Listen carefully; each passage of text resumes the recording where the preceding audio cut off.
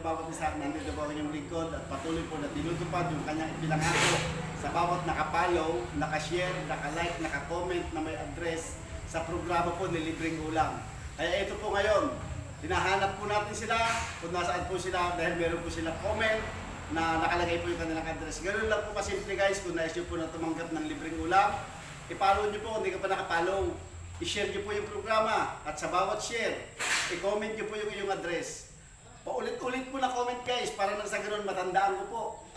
Kasi kung minsan ka lang po magko-comment, matatabunan ka, wala na akong mababasa. Sa dami po ng nag-aabang kay Libreng Ulam.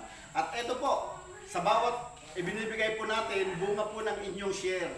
Dahil napanood po tayo ni retired Colonel Virgilio Maldovino na kung saan po siyang pang-siyam na banyerang isda na po yung kanyang ipinamibigay sa programa po ni Libreng Ulam. Yung po nung si Mang Maribel Bauto, ito naman po yung tinapa na pinamimigay natin, nanggagaling naman po ito sa Barangay Tabuatin, San Leonardo, Nueva Ecija. At yun naman pong ulo ng manok, dito naman po ito sa Barangay Balok.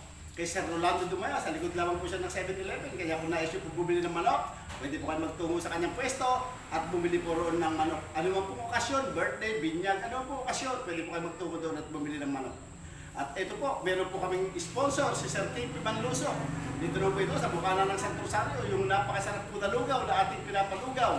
Libreng lugaw, ayan po. Andito lang po sa San Rosario, yung masarap na lugaw, mga lutong bahay, pwede po kayo magtungo dyan at bumili ng lutong bahay. At ito po yung tatanggap ngayon ng Libreng Ulam. Ayan po, ano po masasabi niya ma'am? Salamat po ako sa nagbigay ko po ng isla. Ayan. Una po, pasalamatan po natin. Number 1 yung sponsor po natin sa taas, ang Panginoon. Pangalawa po yung mga tao na ginamit po niya para po makarating, makapagbigay bahagi sa programa po ng Libreng Ulam.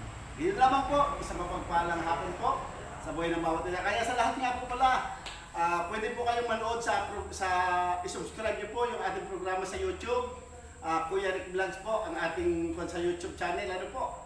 Pwede po kayong manood doon. Marami na po ako na-download sa YouTube. Pwede niyo pong panoorin sa YouTube yung pong ating programa. Yun lamang po, sa kapagpalang hapon po. God bless po.